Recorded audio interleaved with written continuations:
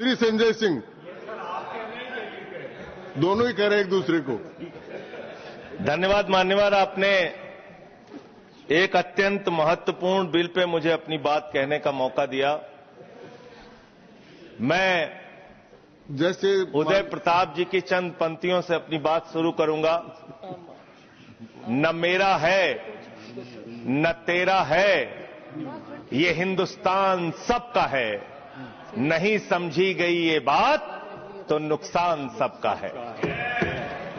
न तेरा है न मेरा है, ये हिंदुस्तान सबका है।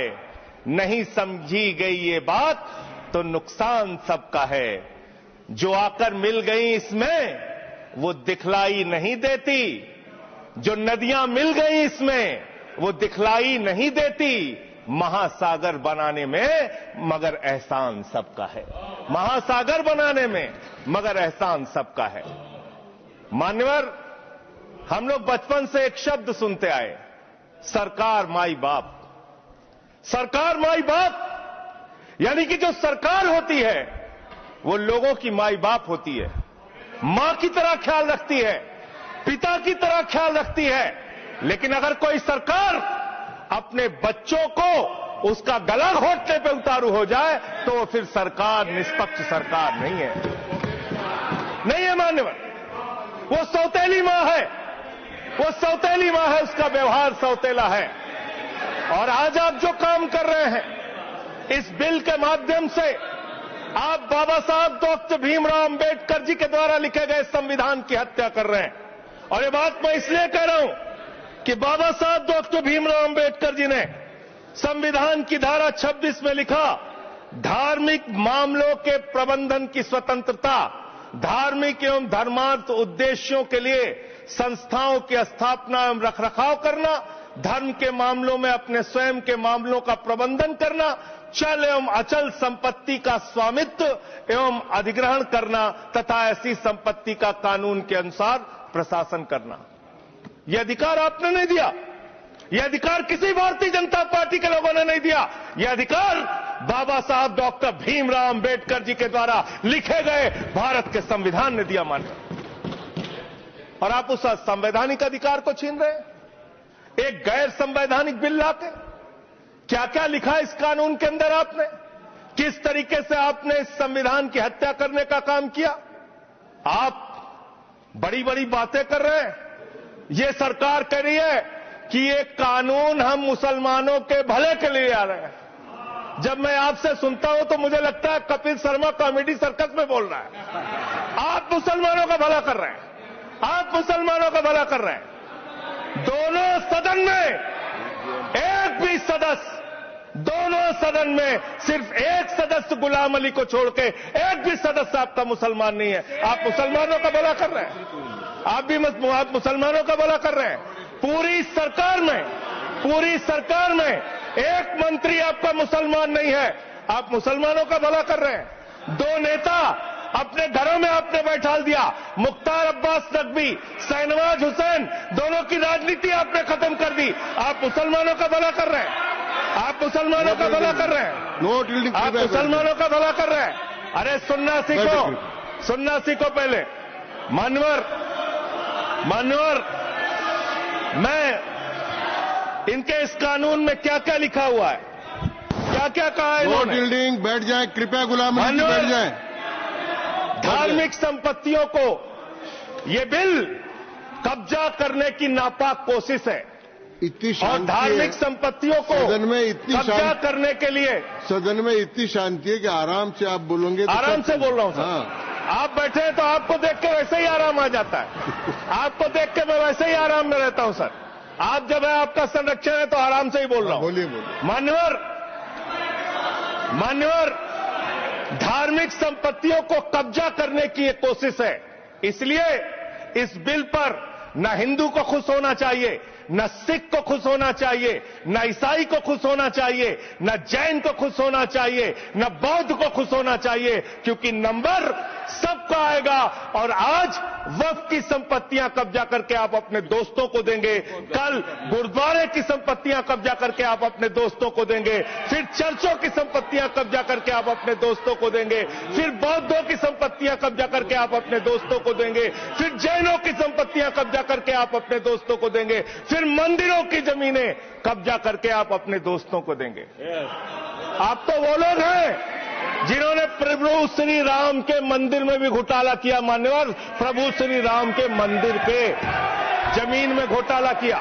मैं कागज दूंगा सर, मैं कागज दूंगा। बंद कर दिया मैंने। ये लोग राम मंदिर में घोटाला करने वाले लोग हैं, राम मंदिर की जमीन का चंदा खाने वाले लोग हैं सर। ये लोग 2 करोड़ की जमीन 5 मिनट में 18 करोड़ में बेची सर इन लोगों ने। 16.5 करोड़ का घोटाला किया, 18.5 करोड़ में जमीन बेची।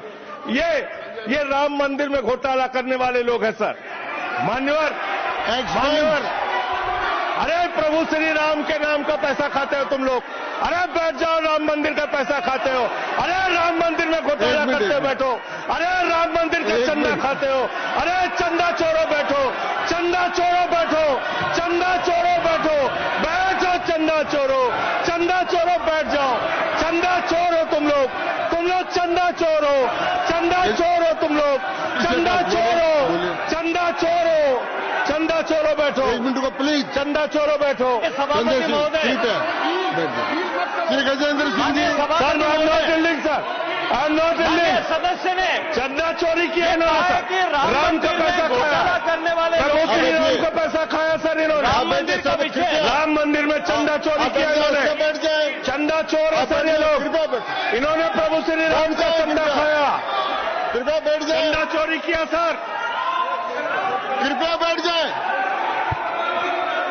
राम मंदिर के संबंध में सर राम मंदिर के संबंध में कहे गए सभी राम शब्दों मंदिर के को मैं संबंध में कहे गए कार्रवाई बातों से को निकाल रहा हूं, रखूंगा। कार्रवाई से निकाल दिए। 2 करोड़ की जमीन 18.5 करोड़ में खरीदी इन लोगों ने। 2 करोड़ की जमीन अयोध्या में 18.5 करोड़ में खरीदी। मान्यवर, आपने कहा कि इससे आप पिछड़े मुसलमानों का भला करने जा रहे हैं। सुनने में बहुत अच्छा लगता है कि आप पिछड़े मुसलमानों का भला करने जा रहे हैं।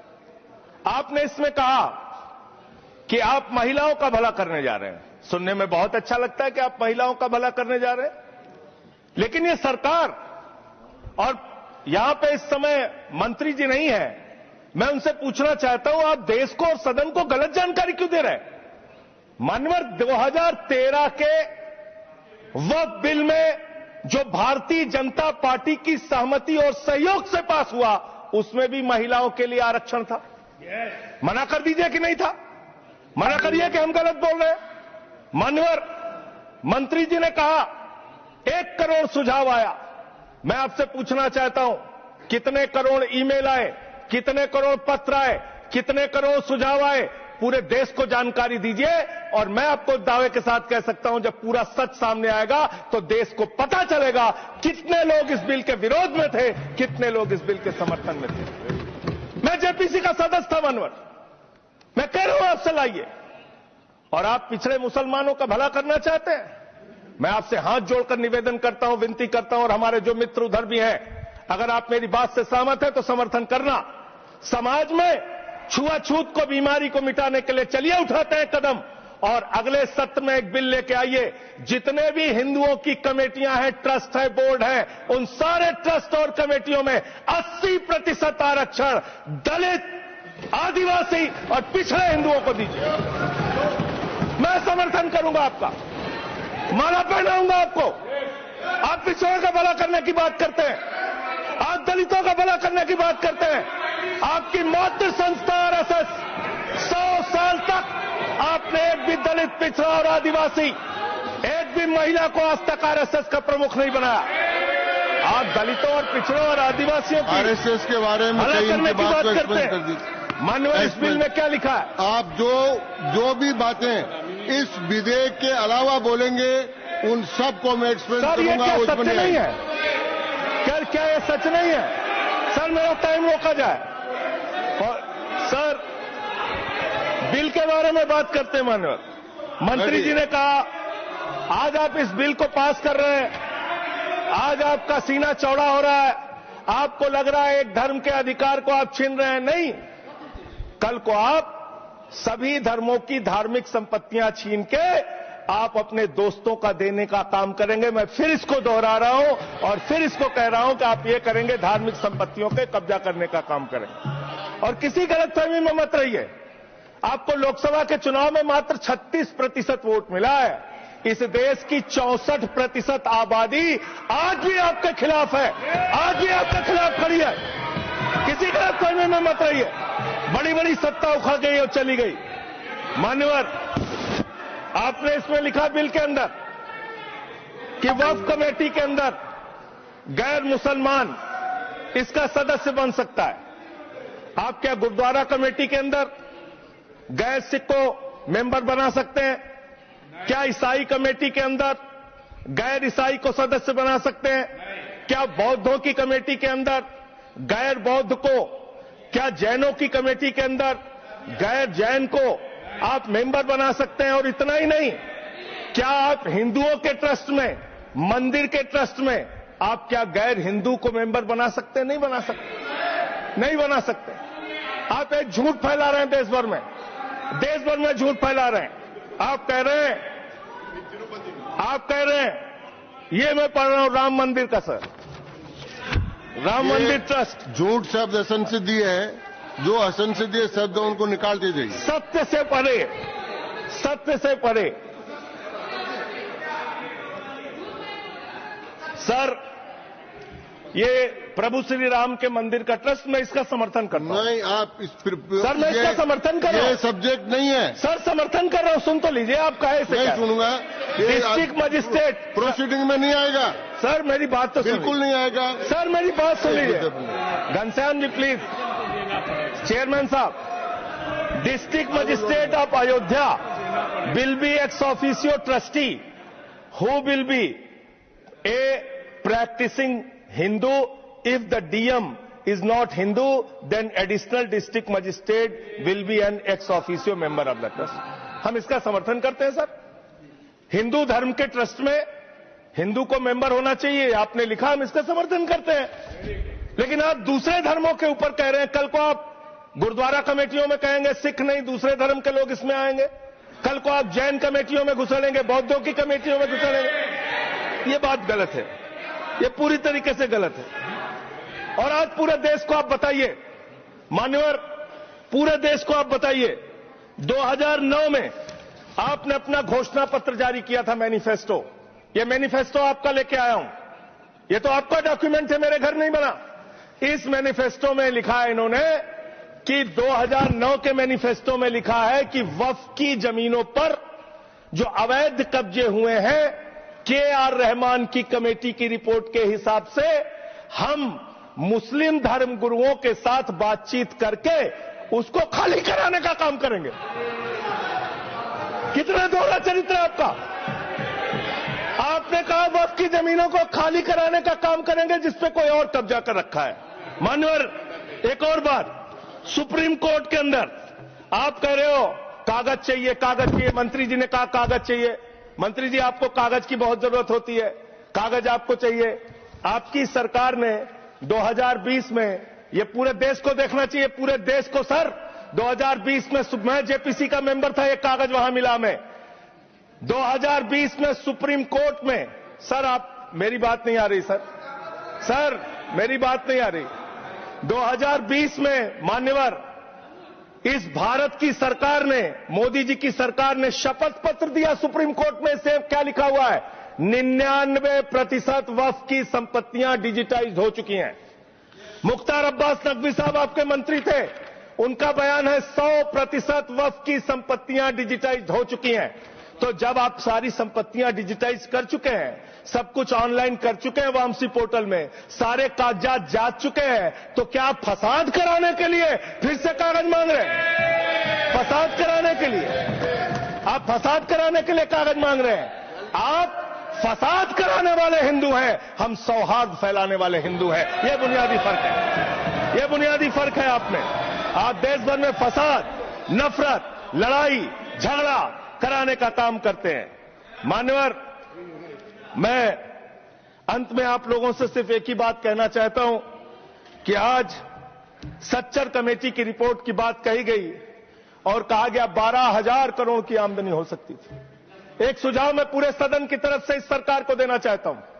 12,000 करोड़ की आमदनी की चिंता है वक्फ की, करोड़ों मुसलमानों की चिंता है आपको। एक अपने दोस्त को पकड़ के लाइए, नीरव मोदी को 20,000 करोड़ वसूलिए, 12,000 करोड़ वक्फ को दीजिए, 8,000 करोड़ अपने पास रखिए। 8,000 करोड़ का आपको मुनाफा होगा, 12,000 करोड़ वक्फ को दे दीजिए, करोड़ों मुसलमानों का भला हो जाएगा। मान्यवर, अंतिम बात कहके आपने कहा सच्चर कमेटी की रिपोर्ट से 12,000 करोड़ की आमदनी की बात कही गई है। अर्ध सत्य मत बोलिए, पूरा सत्य बोला कीजिए। सुविधाजनक सत्य मत बोलिए, पूरा सच बोला कीजिए। मंत्री जी, इसमें लिखा हुआ है सच्चर कमेटी की रिपोर्ट में कि भारत की सरकार ने, राज्यों की सरकार ने अलग अलग राज्यों में अलग अलग जगहों पे 365 वक्फ की संपत्तियां कब्जा कर रखी हैं। आप उसके बारे में नहीं बताते, आप अर्ध सत्य बोलते हैं। मैं तो जेपीसी का मेंबर रहा हूं, मुझे सब पता है। तो इसलिए मान्यवर, आप फैला रहे हैं झूठ। ट्रिब्यूनल के फैसले, बस खत्म सर, खत्म। असत्य, सत्य से परे मान्यवर, सत्य से परे मान्यवर। ट्रिब्यूनल के लिए आप कह रहे हैं उसको अपील नहीं की जा सकती। हाई कोर्ट का फैसला ट्रिब्यूनल के फैसले के खिलाफ आया है, सुप्रीम कोर्ट का फैसला ट्रिब्यूनल के फैसले के खिलाफ आया है। आपने कहा 5 साल का प्रैक्टिसिंग मुस्लिम होना चाहिए। कैसे प्रैक्टिसिंग मुस्लिम तय करेंगे सर? आप क्या मुसलमानों के घर में सीसीटीवी का कैमरा लगाएंगे? कौन नमाज पढ़ रहा है, कौन नमाज नहीं पढ़ रहा है, कौन मुसलमान है, कौन मुसलमान नहीं है? आपने मान्यवर ऐसे प्रावधान इसमें रखे हैं जो बड़े अजीब हैं, जो अपने आप में ये बताते हैं कि आपकी मंशा सिर्फ देश में झगड़ा कराने की है, नफरत फैलाने की है, फसाद कराने की है। आपकी मंशा कहीं भी मुसलमानों का या किसी वर्ग का भला करने की नहीं है। बस एक अंतिम बात कह के अपनी बात समाप्त करूंगा। ये काम आपने देश के अंदर बहुत अच्छा शुरू कर दिया। आप एक काम करते हैं, देखो मुसलमानों को ठीक कर रहा हूं, दूसरी तरफ महंगाई बढ़ रही है, नुकसान हिंदुओं का। 94 लाख करोड़ रुपए शेयर बाजार में डूब रहा है, नुकसान हिंदुओं का। 11 लाख बच्चे स्कूलों से बाहर निकल गए, नुकसान हिंदुओं का। तो मुसलमानों को ठीक करने के नाम पर आप नुकसान देश के करोड़ों हिंदुओं का भी कर रहे हैं। इसलिए ये सब बातें करके देश में आप नफरत फैला के ये सब झगड़े फसाद के काम मत कीजिए। और अंत में आपसे एक ही बात कहना चाहता हूं, अभी भी वो मौका है इस बिल को जो गैर संवैधानिक है, जो बाबा साहब के संविधान के खिलाफ है, इसको वापस लीजिए। धन्यवाद।